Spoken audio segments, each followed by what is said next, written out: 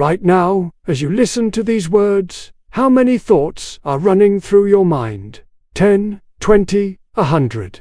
Perhaps you're thinking about something someone said to you yesterday. Maybe you're worried about tomorrow. Or maybe you're replaying a mistake from years ago that still haunts you. Your brain never stops. It collects everything, every fear, every regret, every worry, every harsh word spoken to you, every failure you've experienced, and slowly, without you even noticing, your mind becomes full of garbage. Old thoughts that no longer serve you, fears that were never real, anger toward people who have already forgotten the argument, guilt over things you cannot change. But here's the question no one asks. When was the last time you emptied it? Today, I want to share with you a story. A story about a young woman whose mind was so full of garbage that she forgot what peace felt like, and how one simple lesson changed everything. In a quiet village, nestled between green mountains and flowing rivers, there lived a young woman named Aria. From the outside, Aria's life seemed perfect. She had a loving family, a small job at the village market, and friends who cared about her. But inside, Aria was drowning. Her mind never rested. Every morning, she woke up exhausted, not from physical work, but from the endless noise inside her head. Before her feet even touched the floor, the thoughts would begin. Did I say the wrong thing to my mother yesterday? She looked upset. What if I lose my job? What if I'm not good enough?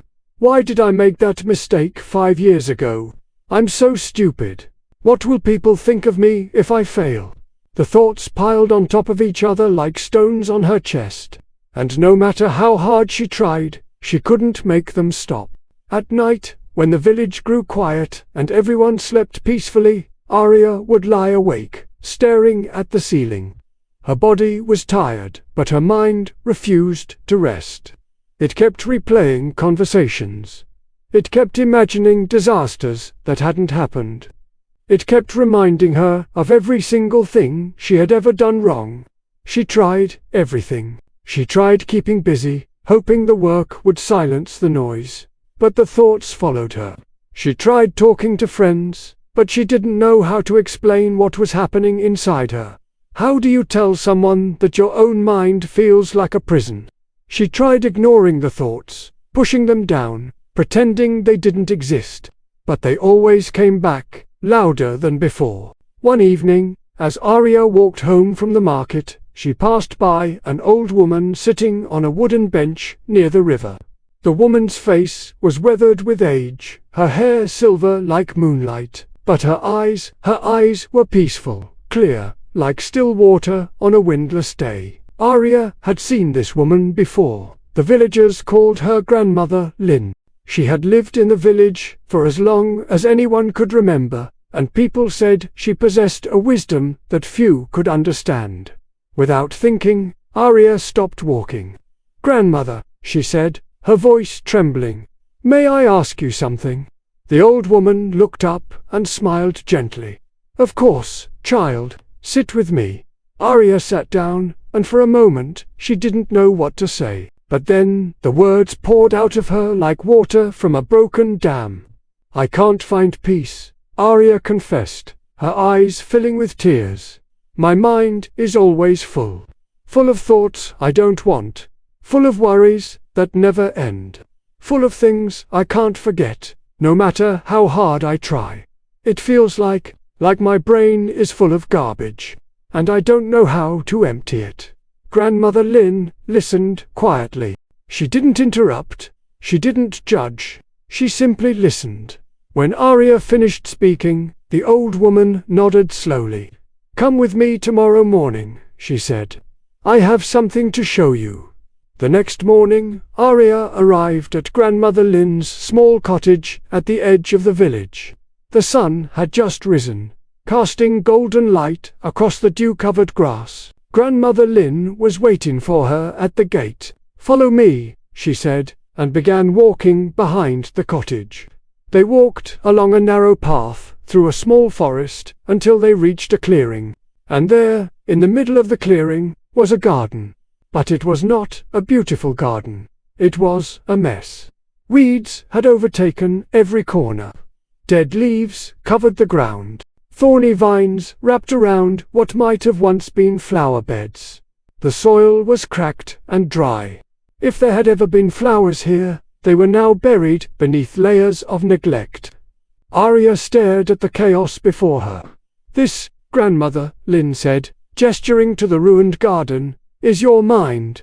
Aria frowned, confused. "My mind, yes," the old woman replied. "When you were born, your mind was like fresh, fertile soil, clean and ready to grow beautiful things. But over the years, you have allowed garbage to accumulate. Worries, fears, regrets, anger, resentments, judgments, thoughts that serve no purpose." She pointed to the weeds. "These are the thoughts you keep replaying, even though they bring you no peace." She pointed to the dead leaves. "These are the old memories you cling to, even though they are finished." She pointed to the thorny vines. "These are the fears that wrap around your peace and strangle it." Aria looked at the garden with new eyes. It was true, this is exactly what her mind felt like, overgrown, cluttered, suffocating. "But Grandmother," Aria said softly, "how do I fix it? How do I clean all of this?" Grandmother Lynn handed her a pair of old gardening gloves and a small shovel. "You begin," she said simply. "One weed at a time." Aria knelt down in the dirt and began to pull weeds. At first, it seemed manageable. She grabbed the first weed and pulled. It came out easily. Then another, and another. "This isn't so hard," she thought. But as she continued, she realized the weeds were deeper than they appeared. Some had roots that stretched far beneath the surface. When she pulled, they resisted.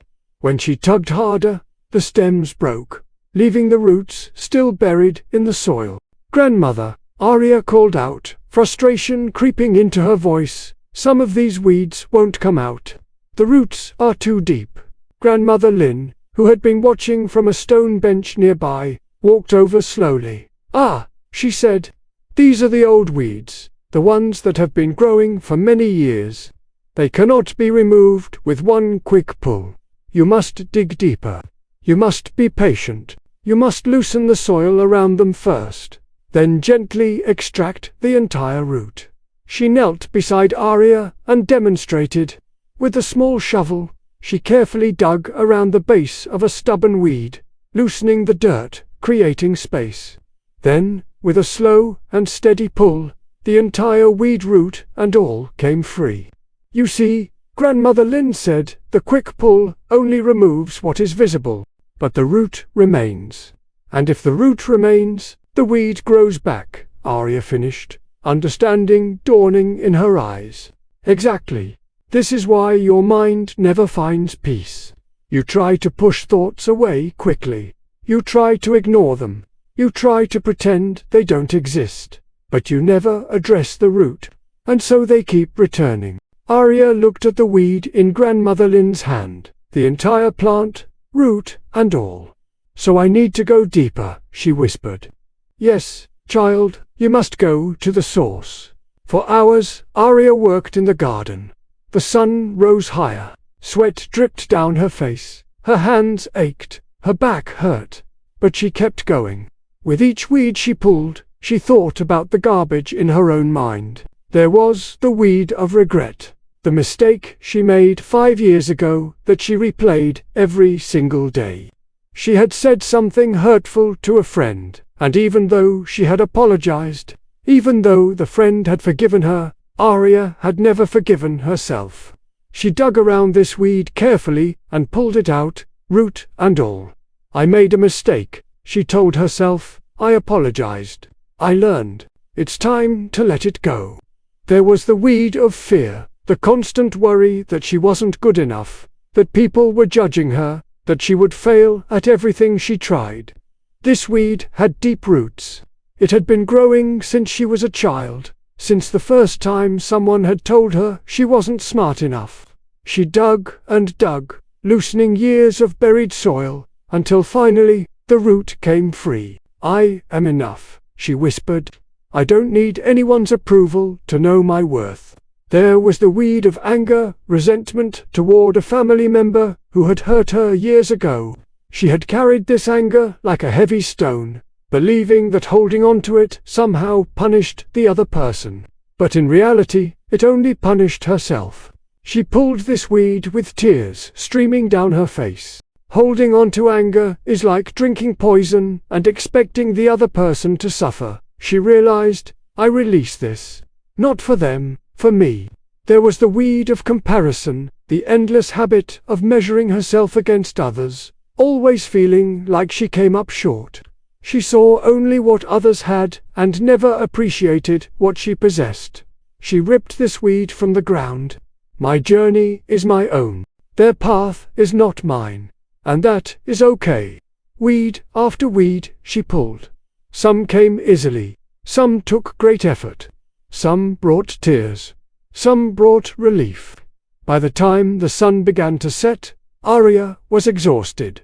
Her body was covered in dirt. Her hands were sore. But when she looked up, the garden had changed. It wasn't perfect. There was still work to be done. But for the first time, she could see the soil beneath the weeds. She could see space. She could see possibility. And inside her mind, something had shifted to the noise was quieter. The weight was lighter. For the first time in years, there was space to breathe. Grandmother Lynn walked over and stood beside Aria, surveying the work. "You have done well today," she said. "But I must tell you something important." Aria looked up, waiting. "This work is not finished," Grandmother Lynn continued. "In fact, it will never be finished." Aria's heart sank. "What do you mean?" "I worked so hard," the old woman smiled kindly. "Yes, you did. And that is wonderful. But child, weeds do not stop growing just because you pulled them once.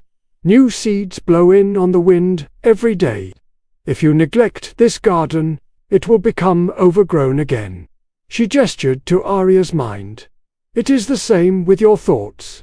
Every day, new garbage will try to enter.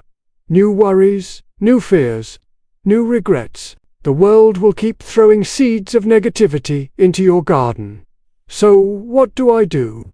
Aria asked, her voice desperate. Grandmother Lynn placed a gentle hand on her shoulder. "You tend to your garden, every single day." She led Aria to the stone bench and sat down beside her. "Every morning, before the world demands your attention, take a few moments to empty your mind. Notice what thoughts are growing. Ask yourself, is this thought serving me? Is it true? Is it helping me grow? Or is it garbage that needs to be removed? Do not let the weeds grow tall. Pull them while they are small. Address your worries before they become fears. Release your frustrations before they become resentments. Forgive quickly, let go often. And most importantly," Grandmother Lynn said, her voice soft but powerful, "make space for what you want to grow." She pointed to a corner of the garden where, beneath all the weeds they had cleared, tiny green sprouts were beginning to emerge. "You see these are peace, joy, gratitude. They were always there, buried beneath the garbage. But now that you've created space, they can finally grow." Aria stared at the small green sprouts, barely visible but undeniably alive. "They were there all along," she whispered. "Yes," Grandmother Lynn nodded. "Peace was never something you needed to find. It was something you needed to uncover. It was always within you. You just needed to empty the garbage that was covering it." From that day forward, Aria's life changed. Not because her problems disappeared. They didn't. The world still brought challenges. People still said hurtful things sometimes. Mistakes still happened. But Aria was different. Every morning, before the sun fully rose, she would sit quietly and tend to her mental garden. She noticed which thoughts were trying to take root. She asked herself if they were worth keeping. And one by one, She pulled the weeds before they could grow. When worry crept in, she acknowledged it, examined it, and asked, "Is this helping me, or is this garbage?" If it was garbage, she let it go. When regret tried to replay old mistakes, she reminded herself, "I have learned from this. It is finished.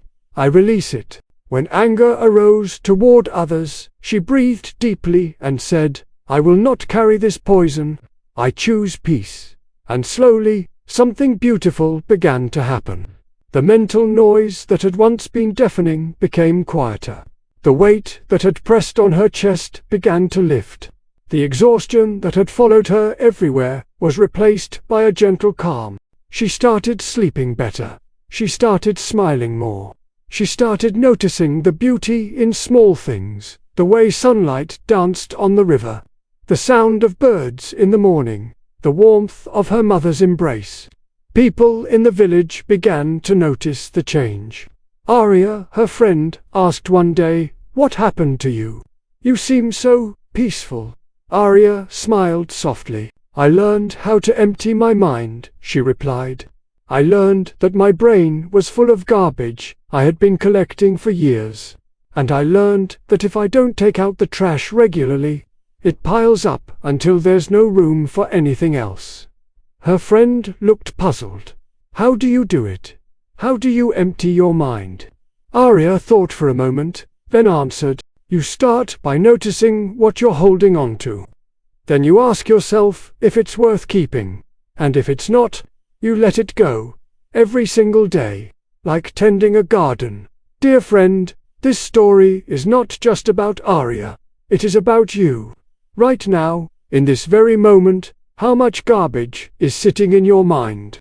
How many old regrets are you still replaying, even though you cannot change the past? How many fears are you feeding, even though they may never come true? How many resentments are you holding on to, even though they only hurt you? How many worries about tomorrow are stealing your peace today? Your brain is a garden, and every thought you allow to take root will either become a flower or a weed. The world will never stop throwing seeds of garbage into your mind. That is simply how life works. People will disappoint you. Things will go wrong. Mistakes will be made. But you have a choice. You can let the garbage pile up until there is no room for peace, no room for joy, no room for growth. Or you can take out the trash every single day. It is not easy. Some weeds have roots that go deep. Some thoughts have been with you for so long that they feel like part of your identity. Pulling them out may hurt. It may bring tears. It may take time. But on the other side of that work is something precious. Space. Space to breathe. Space to think clearly. Space to feel peace. Space for gratitude, joy, and love to finally grow. So here is my question for you tonight. What garbage are you ready to let go of? What thought have you been carrying for too long? What weed is strangling your peace? Take a moment, close your eyes, and begin to empty your mind. Not all at once. That is not how it works. One thought at a time, one weed at a time, one day at a time. Because you deserve a mind that is clear. You deserve a heart that is light. You deserve peace. Remember what Grandmother Lynn taught Aria. Peace was never something you needed to find outside yourself. It was always within you, buried beneath the garbage you collected over the years. Your job is not to search for peace. Your job is to remove what is blocking it. Empty your mind of what no longer serves you. Release the past that cannot be changed. Let go of the future that has not yet arrived. And in the space that remains, you will find what you have been searching for all along. Stillness, clarity, peace. If this story touched your heart today, I invite you to share it with someone who needs to hear it. Perhaps someone you know is carrying garbage they have been afraid to release. Perhaps someone in your life has forgotten that peace is possible. Share this story. It might be exactly what they need. And if you would like to hear more stories that heal, inspire, and awaken the wisdom within you, subscribe to this channel. Together, let us empty the garbage and make room for what truly matters. Your mind is a garden. Your thoughts are the seeds. You can grow flowers, or you can grow weeds. Your choice begins today.